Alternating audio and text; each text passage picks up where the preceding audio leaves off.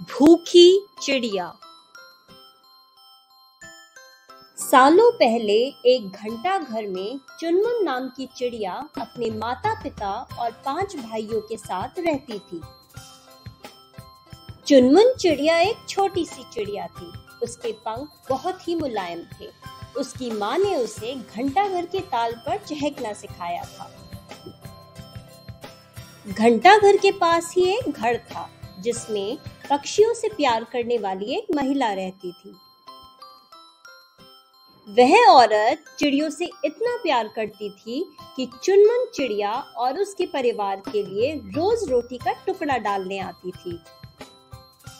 वह औरत बिल्कुल अकेली रहती थी। एक दिन वो इतनी बीमार पड़ी कि उसकी मौत हो गई। चुनमुन चिड़िया और उसका पूरा परिवार उस औरत के खाने पर निर्भर था। उस औरत के जाने के बाद अब उनके पास खाने के लिए कुछ भी नहीं था और ना ही वो अपने लिए खाना जुटाने के लिए कुछ करते थे। एक दिन भूख से बेहाल होने पर चुनमुन चिड़िया के पिता ने कीड़ों का शिकार करने का फैसला किया। काफी मेहनत करने के बाद उन्हें कुछ कीड़े मिले जो परिवार के लिए काफी नहीं थे। वे 5 थे, इसीलिए उन्होंने चुनमुन और उसके 2 छोटे भाइयों को खिलाने के लिए कीड़े पेड़ की साइड में रख दिए। इधर खाने की तलाश में भटक रही चुनमुन, उसके भाई और उसकी माँ ने एक घर की खिड़की में चोंच मारी ताकि कुछ खाने को मिल जाए, लेकिन उन्हें कुछ नहीं मिला।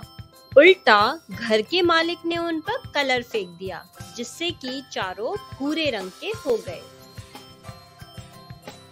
उधर काफी तलाश करने के बाद चुनमुन के पिता को एक ऐसी जगह मिली जहां काफी संख्या में कीड़े थे। उनके कई दिनों के खाने का इंतजाम हो चुका था। वह जब खुशी खुशी घर पहुंचा तो वहां कोई नहीं मिला। वह बहुत परेशान हो गया।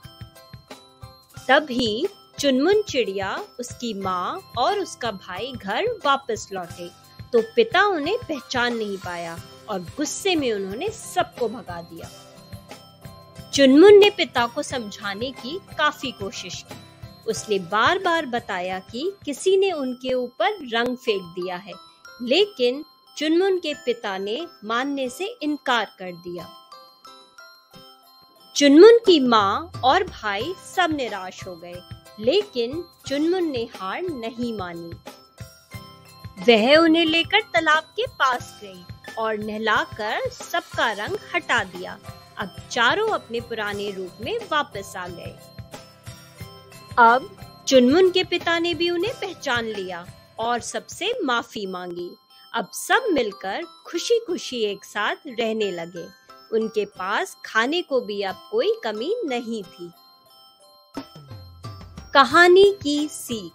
इस कहानी से हमें ये शिक्षा मिलती है कि कभी भी किसी पर पूरी तरह निर्भर नहीं रहना चाहिए।